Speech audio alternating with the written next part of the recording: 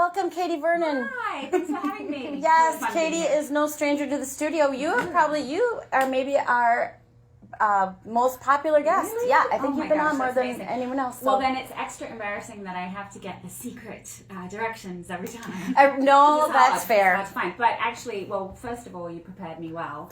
And also, I saw a couple of men very obviously leaning against one of the buildings, looking very much like they ran the campus. And I approached them and said, "You look very wise." And I really threw them. They were like, "What is happening?" Anyway, one of them was very wise. And Awesome. Pointed me in exactly That the is right fantastic. direction. So, Yes, well, it's a I'm in. quiet campus because they're actually on break this weekend. Right. Yeah, So well, that's nice. Yes. I appreciate that the roads have been less crazy lately because MEA, all that stuff. Yeah. I was like, where is everybody? It is nice, unless you're going up north. It's been really Okay. nice. Well, I don't have a cabin. No, nor do So I. that's Nor do never a I. problem. No. But you know, We've I'm so happy much. for people that do. Yes, so much to talk about. But for folks who haven't seen or heard you before, tell me a little. I'm going to ask about the band next, but tell me a little bit about Katy Vernon and how you got started in music and how you found yourself where you are.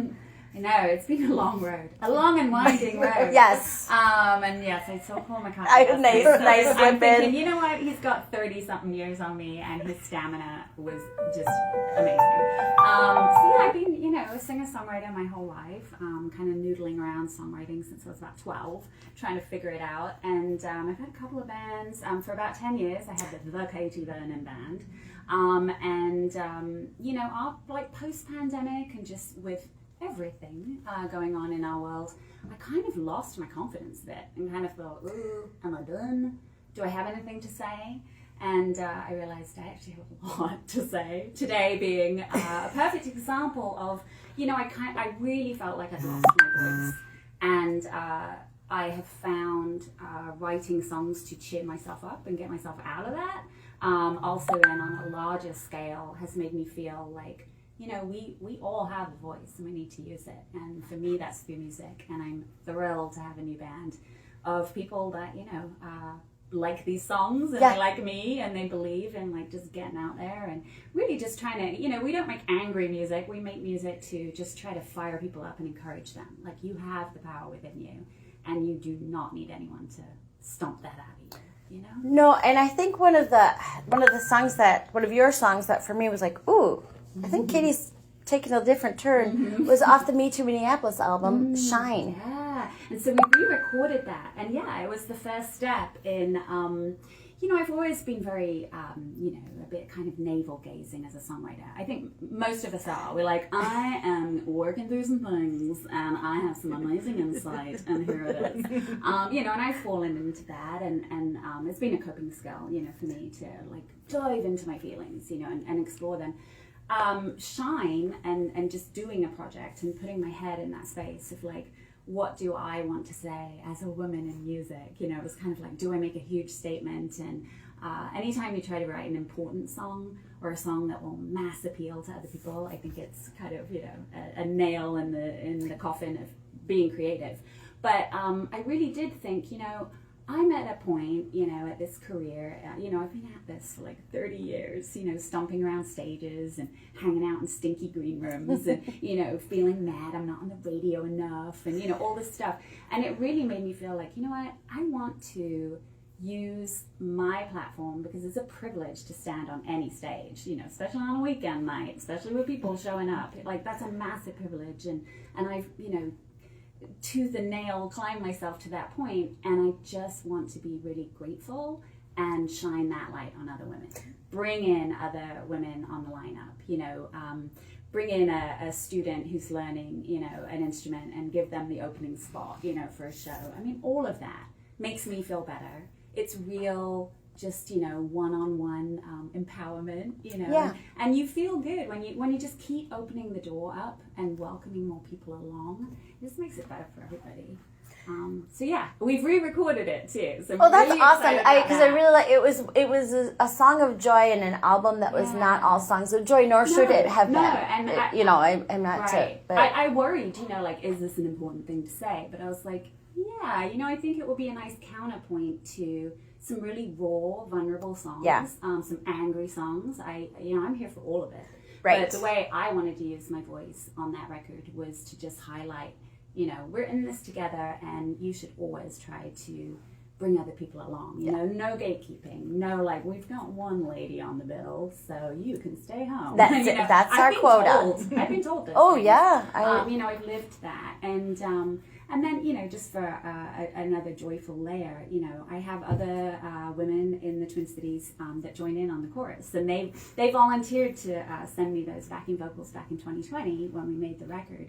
But, I asked them again for permission, and they said, sure. So they are remixed into this that's awesome. joyful, new recording that we did. So, yeah, we've got Megan from Kiss the Tiger. We've got Maida. We've got Sarah Morris. You can hear those voices at the end, and it just illustrates, like, this is about the whole scene and the whole community. Well, and that's a formidable group with unique voices and unique stories in different places. But that's fantastic. It would be a dream to gather everybody on stage together, that would be. But, we'll see. But yeah, just we're all very different. Being a woman in music is not a genre. I've been saying that for many years. But we all have very, very different journeys and stories. I had a friend from Kilkenny, and she's like, my last name is not from Ireland. Right? Maybe you know that experience yourself. I do know that experience. No, I was, I worked retail forever, which is, I don't know, I wish it upon everybody to do retail or service. Or service, absolutely. Something. You just get out there and experience some real life. But yeah, I was, in a store one time, and someone repeatedly was calling out Brit, and I was ignoring them, thinking they were looking for their friend Brit. Oh. But they were not. They were trying to get my attention. Well, isn't that charming? Wow. Charming of them, that is. I was like, ooh. Oh. Yeah. I want to give a nod just a little bit to the fact that you really have filled a lot of stages with people, because you've done a lot of booking. The one that comes to mind is the Pop on France. Yeah, 50th in France, in Edina. That was one strange and lovely thing that happened in the summer of 2020. So, it was all a bit of a blur. Right, I totally forgot that it was 20. How could I forget that? Well, people were pivoting to try to do outdoor shows, and that was the only type of show I was interested in doing or booking. And so I was approached, and that was a thing where I was like, I would love to bring the singer-songwriters everyone knows and loves. Like, let's book all the great people, but let's also just dig a little. And, I partnered with some volunteers with the Edina school system, and they found me, these young students that, for many of them, it was their first gig. And they were all great. It's funny because I was like, I'm doing such a good thing. And they would show up, and they would look like children, and then they would perform, like pros. They were just absolutely amazing. And part of it, too, was, my kind of micro, just like I would always, look the student in the eye and address them and give them all of the info, even if mom and dad were the only ones kind of listening and asking questions. And I put the money in, the student's hands. Like, I wanted people to know, like, this is a job, this is an opportunity, we're all going to be really polite and professional. Yeah. It sounds so goofy to say out loud, but so many people have bad experiences, and I just wanted them to have a good experience. And also, pro tip to anyone is, like, the grandmas, the cousins, the school friends, they show up. So you are never... you're not doing it for the detriment of your event. You are boosting your event to put people on stages, and older people too. This is definitely not just like, let's put the kids on stage. Just everybody, just open it up. Like, there's always interesting people that you haven't heard yet.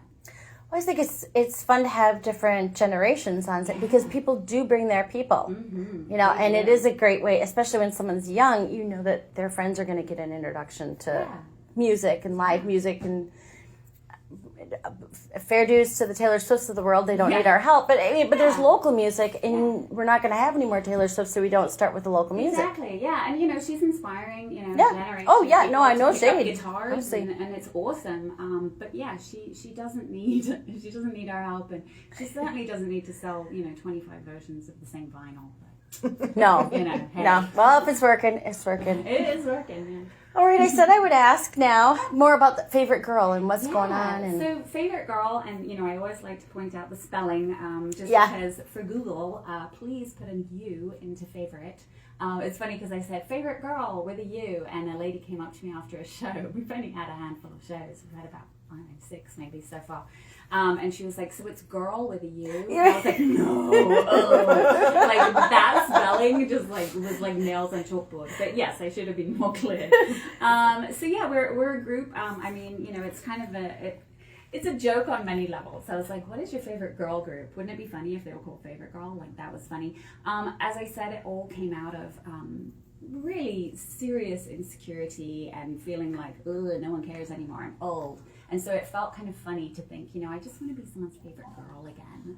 And that was a song I wrote. So I wrote the song first and then thought, you know, that would be kind of a fun name for a band. So we're all women in the band except my wonderful trumpet player, Paul Odegaard, who has played with me for, you know, a dozen years at this point. And he not only is a fantastic musician, he was just such a cheerleader to keep going. And I was like, I just keep writing angry breakup songs. Like, I can't get my head out of it. And he was like, they're great, keep going, I'm here for it. So yeah, it kind of evolved, and we just completed finishing our recording our debut record. So there's 2 songs out there already on the internet, Favorite Girl and Not Going Back. And they also have videos on YouTube. And the whole record is now off to mastering, which is exciting. That is very exciting. Yeah, that is very exciting. Yeah, very cool. I'm hoping we can play it, Not Going Back, but I'd like to play that at the end. All right. Is that all right? No, absolutely. It will fire us all up. And that segue was unintentional, but you have a history with the Women's March. You played the coldest darn Women's March we've ever had this year. My ukulele was not happy that day. She just kept going out of tune. But yeah, it was amazing. Such an honor. And helped me. You know, every single thing I do and every conversation that I have with people who are, you know, kind of getting together now with everything that's happening around us, it's helped me feel like I have something to say. And, you know, we all have something to say. So, yeah. Well, and I know, because I know how you got on stage. There were 2 One, it's an amazing song. 2, you are powerful. And 3, you'll do anything. I mean, and I mean that in the best of ways. It was in the best of ways. And I mean, it was 10 degrees or something. It was unbelievably cold. It was cold. And you and Paul were out there, which Paul was there too, you know. I know. I don't know how he blew a trumpet, but yes, it was. You know, I just leaned into just using my voice very literally, because the uke was failing me. His trumpet was like, ooh, you know, really struggling with the cold. So I just sang really loudly, and it was amazing because people didn't know the song. The chorus, you know, is pretty catchy, and people were singing along, and I just thought, oh my gosh, thousands of people are singing along. It was fantastic. And we're having a moment together, and you know, I felt very insecure because I'm, you know, kind of a perfectionist, and then I was like, this is a moment that is amazing, and yeah, I was very, very grateful and very cold. Well, and I may be getting my history line a little incorrect there, but that makes up for the time that you did the fundraiser at the White Squirrel and you were sick, and there were 25 people there, maybe. And that's, you know, part of my perfectionism is just like, I don't want to let anyone down. Yeah. I have to be reliable. And then it was like, you know, when you have bronchitis, just stay home. That would be my message to everybody. What's funny is you sounded fantastic, but it was a very different, it was a little more Brenda Vaccaro. It was very like Demi Moore. That's such a Gen X way of saying it. But yes, it was very breathy and very low, and it kind of worked actually. But yeah, we should have been requesting some heavy metal. Can you play? Should we play a song? Yeah. So we'll see. This is an experiment and an exclusive. We're gonna try to play Confetti. I just sent you guys. Oh, sorry, my phone. Right now. I loved Confetti. So Confetti will be our next single. The plan is to make a video in December, and it's basically just you know what, life can be tough, and you might not get where you're going, and just celebrate the small stuff. That's the message. All right. We got it. We're ready. All right, let's listen to it. Fun. Well, yeah, it's going. There we go. I was looking at this because I was like, oh, No, I am. because it's not mastered, you know. So. Sorry, the things that I had to. Yeah, please do everything you need to know. This is a pretty low vocal. Yeah.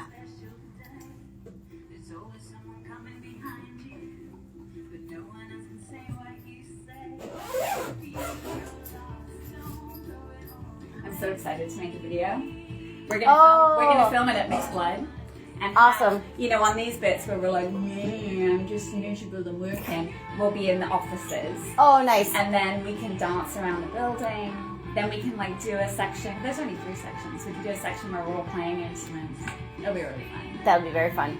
So we're gonna do that on Nice. December 20th. Yeah, try to get it done. December 20th, and you're having some outside. You are brave. Well, no, we probably won't go outside. I mean, just all around the inside of the building. Although Yeah, it'll be fun. But yeah, we'll people see. love to see the Minnesota snow, so if it's That's there, true. oh my gosh, look at that. Oh, Those- I I made them for the band. they're awesome. Yeah. I don't know if the band will even want them, but Barb Abney saw the picture and she's like, I want to buy one. And I'm like, no, they're not for sale. Like, they'll fall apart by the end of the day. But I said if she can meet up. I'll What's give so her funny? I'm tempted to buy one from you because I one. You only I wear. have one extra. Are you sure? But it's in my, I'll give you one. It's in the car. But Because I always wear a dress. yeah. I have. Yeah. And so I'd love to have something. I bought little pins. Yeah, now I got it. I literally made like 7, I think. So I have a spare. Thank you. And I got it. Okay, This is my vintage Target. I don't want to risk a hole, but I could find a way to get. Or I'll put it on my. right. Or I'll put it on my cardi, which I'll have. Yeah. Oh, I And can put it in the back of the cardigan. That's perfect. That would be There you go. good. I bought safety pins. Nice. I was gonna wear I'm just gonna wear a dress too for the gig. I was thinking of like wearing little sparkly shorts and putting patches on my arse, and then I thought this is a lot. Oh, come on. I still like the idea. Oh, do it. I don't have to. When have I seen you hold back on something like that? Do you have other shows aside from today that Yes, you want to talk we about? do. So let's shift to Yeah. that, and then because I'm looking at Yeah, we have it. now that someone thank We you have has it given me time. December 3rd. Okay, so let's start talking about some of that because then we'll string it around to tonight. And Yeah, Yep, It's and like then I have we a can play and then we can be plan. done. I know you're good at this shit. well, It's nice just to have a fun, happy song. it's really.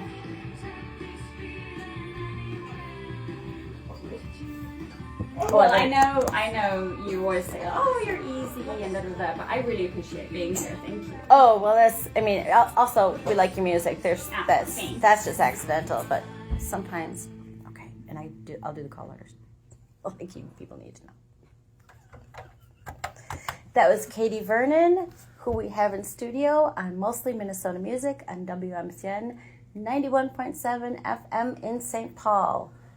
I love that song. That's happy. It is what we need today. Yes. It is Yes, what I mean. that's We need today, October 18th, but it's what we need today, 2025. It's true. Well, and you know, I feel so, I'm just so happy about that whole song because, you know, most of the songs that will be on the Favorite Girl album, you know, I've been writing and then, you know, like I said, they kind of came from a place of like, ooh, I should just give up and nobody likes old ladies and, you know, I should just like slink away. Bake cookies, that's all I can do. I don't know how to bake. I can't do it. And then, you know, I found this, you know, confidence again.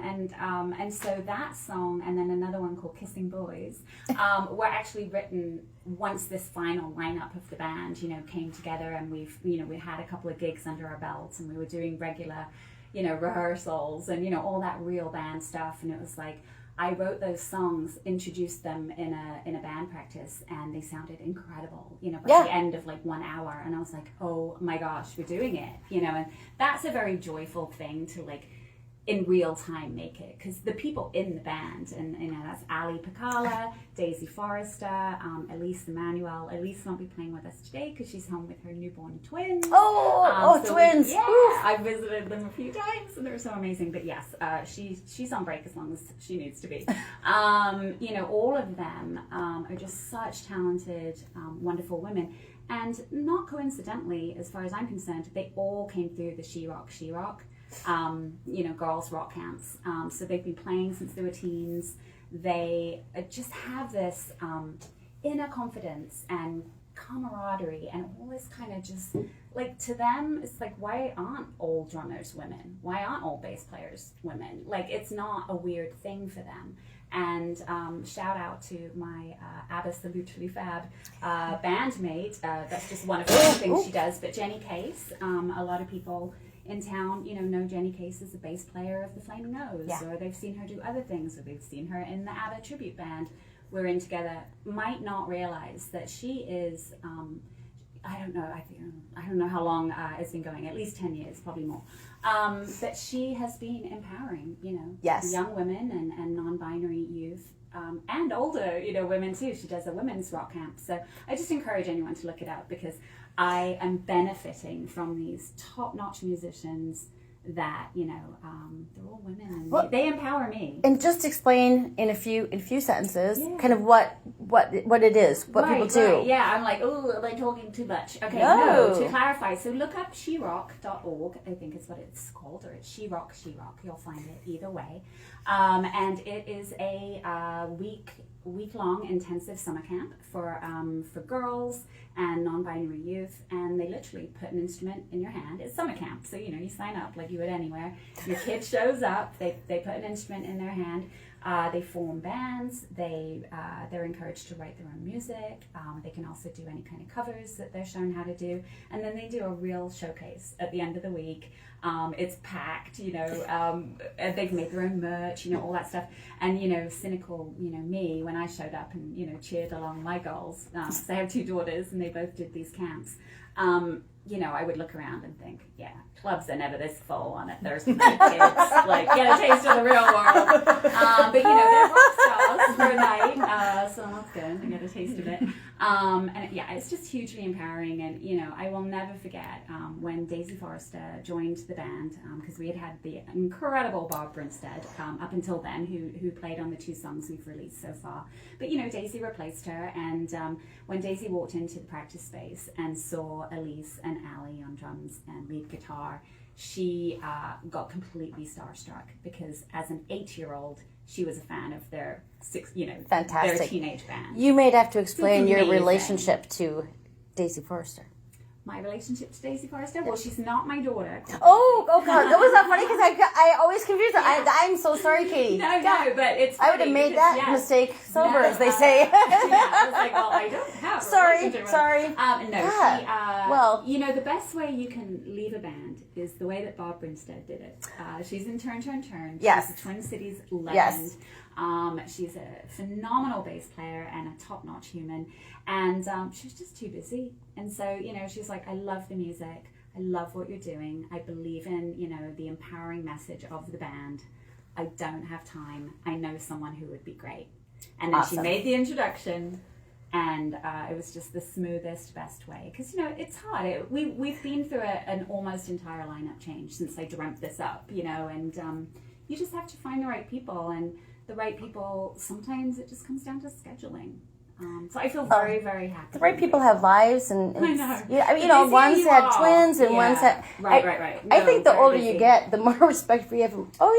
Yeah, you've had twins yesterday. You're probably not coming to rehearsal, or you're so busy. And some people have, like I said, we've just finished the album. It's off to mastering, and we launched this project a year ago. So it's taken a year. Ideally, if everything was under my control, which if I was queen for a day, no joke, on no King's Day. Nice. But I would have moved some things along. But real life got in the way in the happiest of ways. 2 healthy new little humans in the world, and so we're just giving it time, and we're gonna we won't be rushing to pick up our vinyls like every other band scrambles for CD release dates. We're gonna get our acts together, and we're gonna bring it out. April 12th is the date that we will have a CD release show. Fantastic. It's the old saying, if you want to go fast, go alone. If you want to go far, that's the thing. Bring others. Absolutely. Yeah. We'll talk about what you're doing later today in a bit, but you've got some shows coming up with the band. Today we'll talk about, which was not planned and a complete, just kind of surprise, But we are playing at the Parkway, which is one of our favorite venues. We're doing that on Wednesday, December 3rd. And it's a random Wednesday. Why are we doing that? Because they're doing their Christmas movies and music series. So we're going to play before the holiday with Jude Law, Kate Winslet. It's a fun one. Okay. It's cute. You know, they swap houses. It's really ridiculous, sure. but it's cute. Oh, sure. And, you know, every year they wonder if I would like to play before Love Actually, which they also offered this year. And every year I turn that down. I don't enjoy that movie, but... There are some problematic moments in that movie. Yeah. I think like many of the movies we saw as a kid, the one that comes to me is Grease, the first one. Oh, yeah. That's a little problematic when you see that as an adult. Absolutely it is. And it's also so awkward when you see high school performances. Because they do Grease Junior, but like really, come on. It's it's kind of weird. But you know, something I would like to rewatch as an adult is Grease 2. Because in my mind, it was great. I don't know. I don't remember Grease 2 at all. It had Michelle Pfeiffer was in it. I remember it, but I didn't know it the way. It's some 80s dreamboat. Yeah. I remember it being really good. My friend and I, you know, rented the VHS and we watched it I think 8 times that weekend. So, but I've never watched it since. So it's just in this weird time capsule in my mind of 1986. I think I was binging that before binging was real. We could just do Binging has always been rewind. Rewind the tape. That's how we binge. Isn't that? Yes. Be kind, rewind. Be kind, rewind. Yeah. It makes me think of the Do Re Mi 2 stuff you've done for a number of years. Yes, you I have love been. Yes. It's so fun. So that's the Liz Winstead annual show, and basically for anyone who hasn't attended, it's sexist songs by men sang by women. So it's a lot of fun. I think she's done 4 or 5. I've done 2, and they are a riot. I mean, the very first year I did it, I did a song by, what's his name, Adam Levine, is that his name? Oh, Adam Maroon Levine. 5, yeah. And so I knew I wanted to wear like a shirt. And, See, I remember the costume more than the song. I know, right? And I had like faux leather pants and a button-up shirt. And then a very pretty bra on, because I had my daughter who was, she's an art major. So she drew with Sharpie. There was commitment to it. She drew with Sharpie beautifully, Minnesota in kind of a tattoo script across my, you know, somewhat soft mummy tummy. And then I had fake tattoos from Buffalo Exchange, like all over my body. So my entire torso looked very tattooed. And said Minnesota, and the reason I did that, for anyone who's wondering, is he kind of infamously has California tattooed across his, you know, a very, very firm body.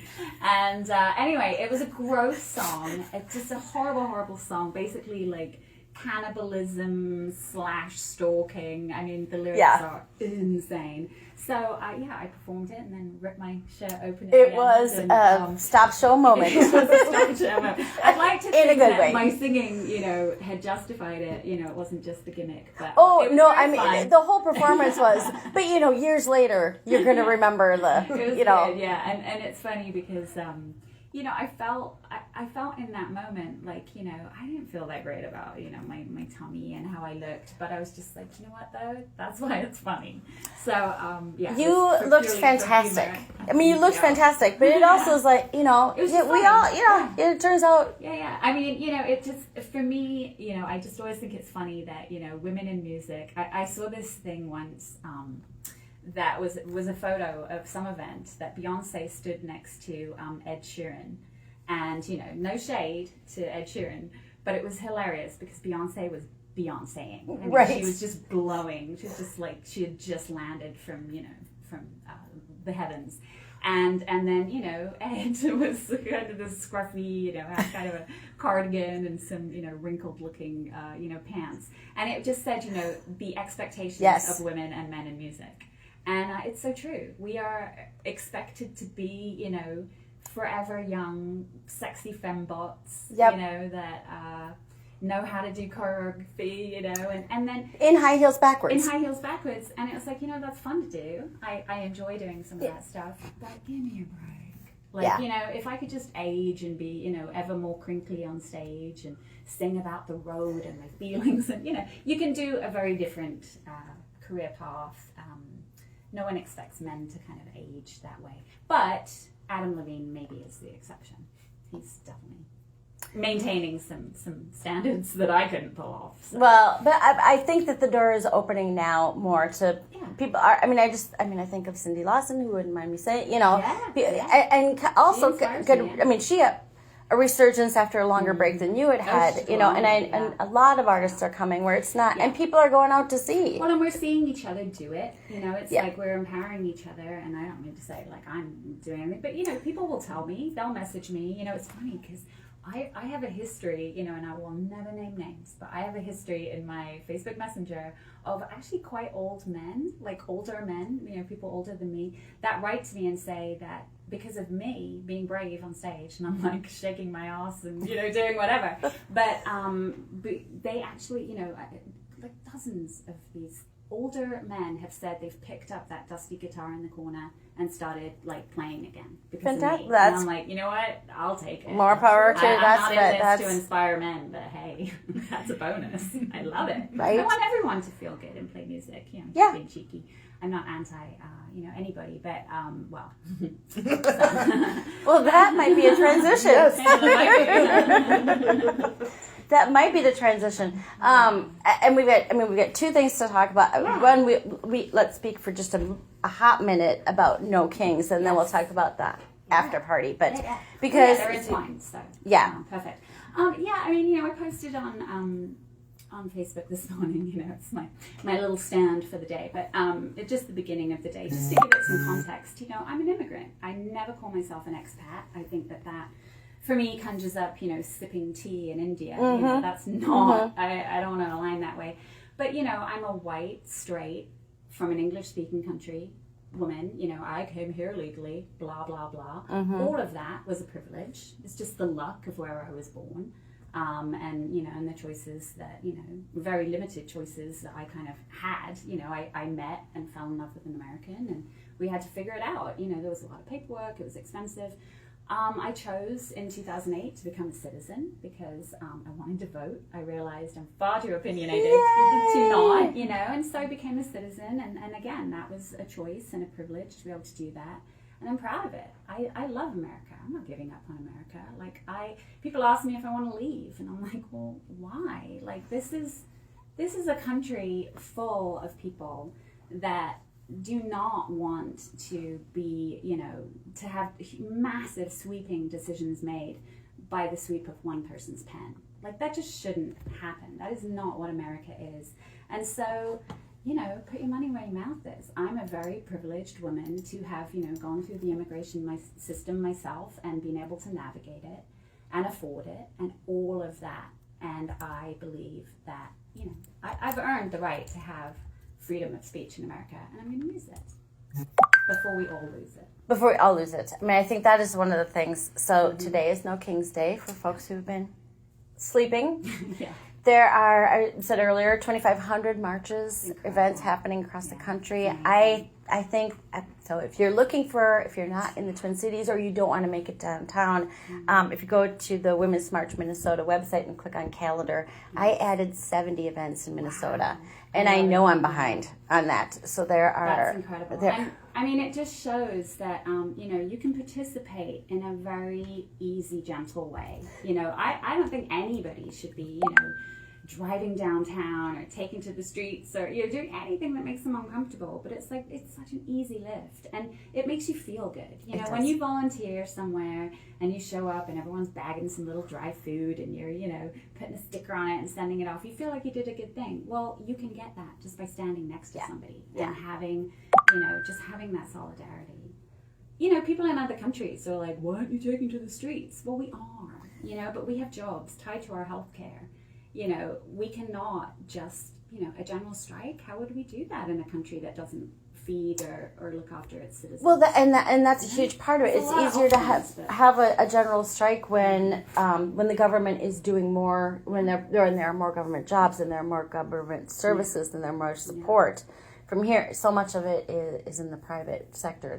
That's a really good point. Yeah, I mean, it's risky and scary for people in different industries too, and different positions and times of their life. And I feel like it's pretty low stakes for me to speak out. And I do not have a history of being radical at all. I'm like a little, rule follower. And I mean, I've never liked authority, but I think that's just Gen X. Right. No. I was always singing in the hallways at school and getting in trouble. But if we don't show up, then what are we saying? Are we saying that we're okay with this? Because, the whole point is even Congress hasn't approved any of this stuff. Right. Choices are being made that no matter how you voted, I think choices are being made that we are not all being involved in or signing off on. It's scary. It's scary. It's acting like a dictator. It's acting like a king. I mean, he's like, "Ooh, I'm not a king." Well, quit putting gold in your offices. Like you're acting very king-like. building huge statues to yourself. Yeah. You see the one that looks like the Arc de Trump, as I think they're calling it. I mean, that some of that is frightening. It is, and if we're going to rein things in and stop government spending, make government smaller, blah blah blah, it's not being done. We're spending money on the most insane things. I mean, as soon as he was voted in, I thought, oh my gosh, he's like Caligula. Like he's mad. He's mad. And we're all we knew the women of rules and Caligula. I mean, it's just it's scary. Yeah. And and people kind of act like, oh well, there's checks and balances, but they're all out the window. Yeah. Where have they all gone? Yeah.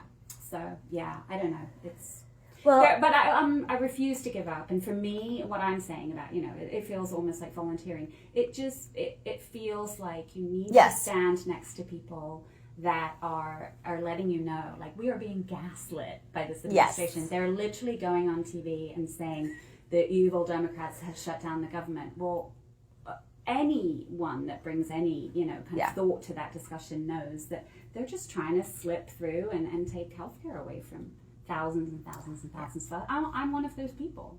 I work part-time. My husband's self-employed, and so I'm self-employed. Right. Yep. So we're looking at. So they're just absolutely lying to us. And I just want to be a voice of like, hey, there's nothing about hate America happening today. We want to save America because America was founded on principles that are just being thrown out the window. And I can't believe that I'm some old white British lady saying, hey.